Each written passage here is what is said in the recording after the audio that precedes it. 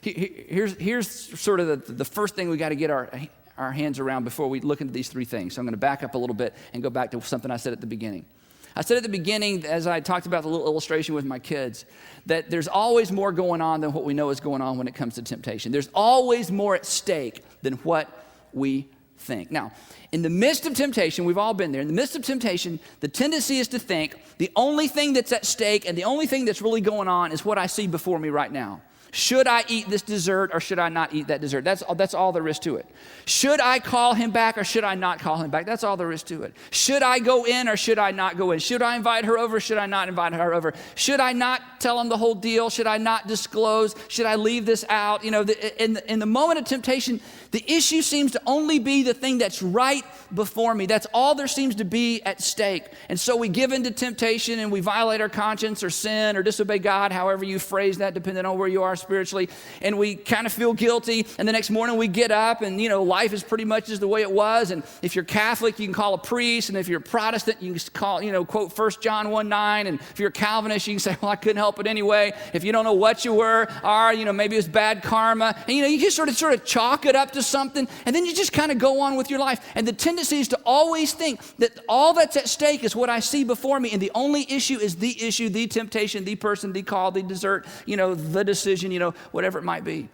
But one of the things that we've all got to face to make any progress in this arena is to face the fact there is always more at stake than what we think. Now, it's not stated, but if you go back and you read this whole story of the temptations of Jesus, you realize up front, there was a lot at stake.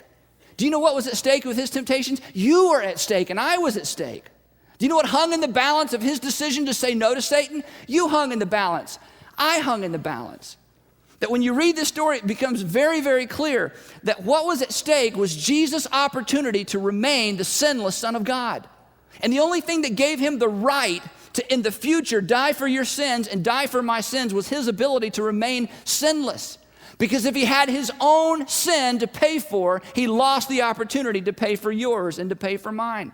And in the midst of the temptation, the issue wasn't, will I turn this piece of stone into bread? It was bigger than that. There was more at stake. It wasn't simply, do I jump off the top of the temple and show everybody that God will take care of me? There was more at stake.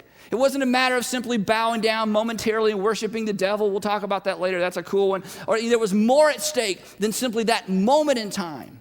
That every time you're tempted, there is more at stake than what you see. That what you see is just the beginning. But there is a tendency on all of our parts to think, no, it's just about now. But do you know what's at stake every time you're tempted? Every single time you're tempted. And again, you may push back on this, but we've got a few weeks to talk about it. Every single time you're tempted, three things are at stake. Your future, somebody else's future, and your faith. Every time. Every time you're tempted, your future's at stake, the future of someone you love is at stake, and your faith is at stake. Your future's at stake. This is something that is very easy to see in other people, isn't it? And very difficult to see in the mirror. This is why those of us who are parents, we overreact. You know, our kids do some little thing, it's like, because we're thinking about the future, and this will lead to B, to C, to D, to E, and you'll be in jail and in prison, and I won't have grandchildren, so, you know, and they're like, all I said was, can we da-da-da-da-da-da. It's like, oh, we just, you know, because our tendency is to see the ramifications and the potential evil that could come from this one small deed. And as a parent or even as a friend, it is as a neighbor, it is so easy to see how the future is at stake sometimes when people deal with temptation. It's so easy to see in other people. We see it in the movies all the time, don't we? Did you sit in the movies and you're going, you almost want to say out loud, don't do it, you know? Remember the first time you saw one of these? Anybody know the year? Somebody over here, 70 what? 1977, that's right, 1977. And then in 1980, The Empire Strikes Back. Remember that? Some of you weren't born yet, but you own it, okay? The Empire Strikes Back. Do you remember this scene? This is so dramatic for me, and it's emotional still. I don't know if I can get through it. Just kidding.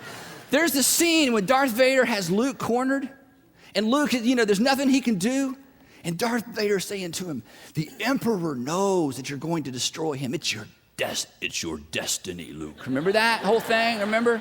And he's saying, join me. You know, and together, we'll rule the galaxy. And then he says, there's no other way. Remember sitting there at home or in the theater going, there is another way. There is another way. Don't do it. I don't know what the other way is, but that's not the way.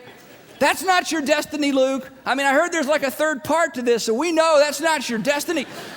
And you kind of sit there and you get all emotionally wrapped up in it, at least people like me do, and you're going, don't do it. And there he is in the middle, and we know it's just a movie. We know there's a future at stake, that you're at a fork in the road. This isn't simply, a little decision. This is a big decision with huge ramifications for the future.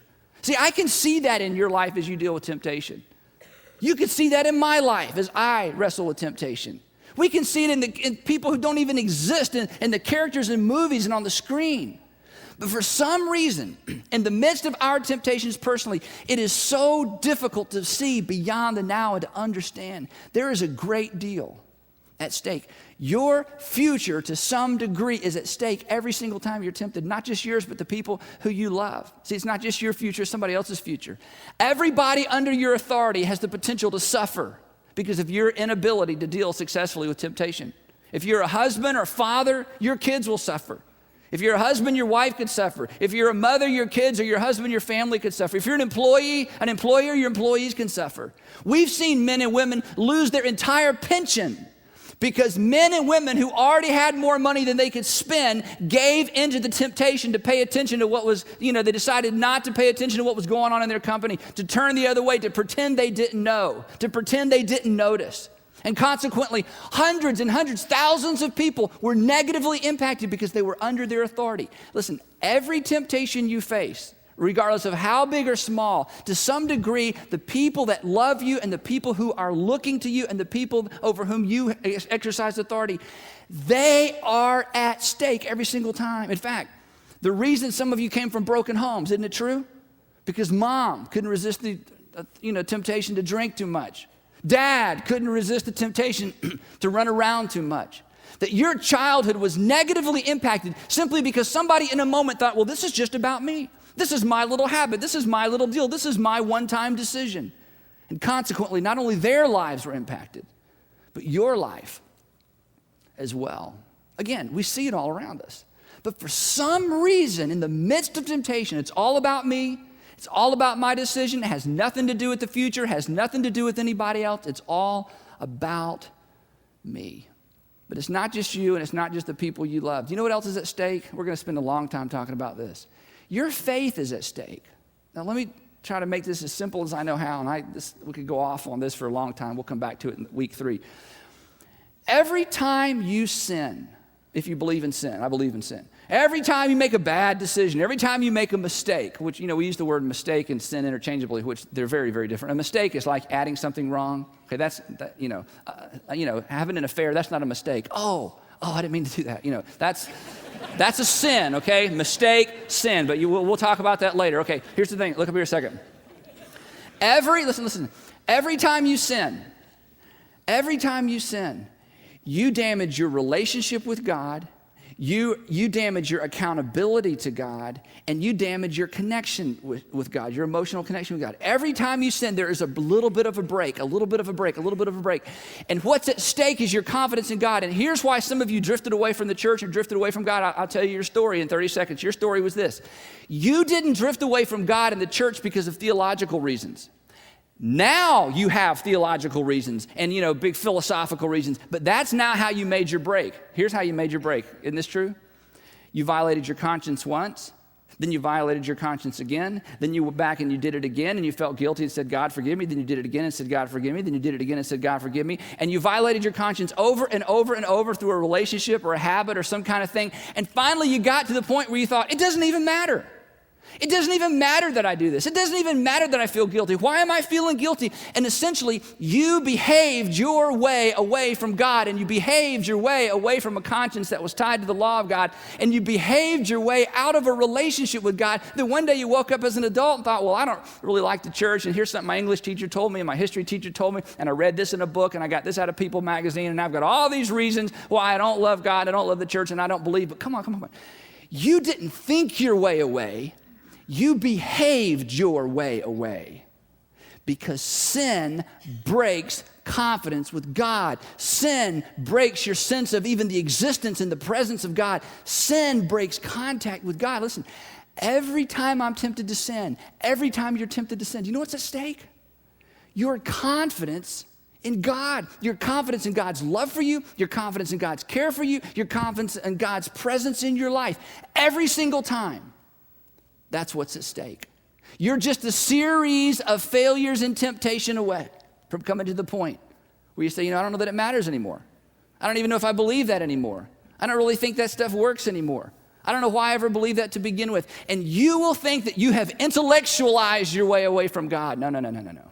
You simply fell to temptation so many times that you got so disconnected and so far away that you just don't even sense his presence anymore. See, here's what we're going to discover. At the heart of every temptation is the question, can God be trusted? Can God be trusted to meet my needs? Can God be trusted to empower me to say no? Can God be trusted to take care of me? Can God be trusted? And every time I say yes to temptation, I'm making a statement. No, God, you can't be trusted. I don't think you'll come through for me. I don't think you'll take care of me. I think you'll come in and take away my one scoop of ice cream and say, ha, ha, ha, you should have eaten it while you had a chance because you're not getting any more. So here's what I want you to do. Now, I know this is kind of odd, but we're taking a baby step, okay? I want to teach you to say something, all right? And here, I'll say it, then I'll let you say it. I'd like for you to develop the habit of saying out loud. You can say it under your breath. I wouldn't say it too loud in the office. People think you're weird. To get in the habit of saying out loud, I'd like for you to begin addressing temptation. And it goes like this. Temptation, you will not have my future. You will not have my family. And you will not have my faith. Temptation, you aren't going to steal my future. I'm not going to let you steal my family. I'm not going to let you steal my faith. Temptation, you will not take my future. You will not take my family.